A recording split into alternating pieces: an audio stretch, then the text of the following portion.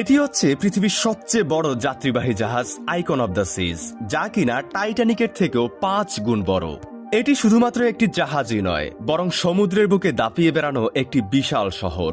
22 তলা বিশিষ্ট এই দানবাকৃতির জাহাজটির দৈর্ঘ্য প্রায় 1200 ফুট, যা কিনা 3টি ফুটবল মাঠেরও সমান। জাহাজটিতে যাত্রী ধারণ ক্ষমতা রয়েছে 7600 জন এবং ক্রু মেম্বার রয়েছে 2350 জন। এটি তৈরিতে খরচ হয়েছে $1.5 বিলিয়ন, যা কিনা পৃথিবীর সবচেয়ে বড় বিল্ডিং বুর্জ খলিফার থেকেও দামি। দানবাকৃতির এই জাহাজটিতে বিনোদনের জন্য রয়েছে অসংখ্য মুভি থিয়েটার, 7টি সুইমিং পুল, 6টি ওয়াটার স্লাইড এবং 40টিরও বেশি রেস্টুরেন্ট।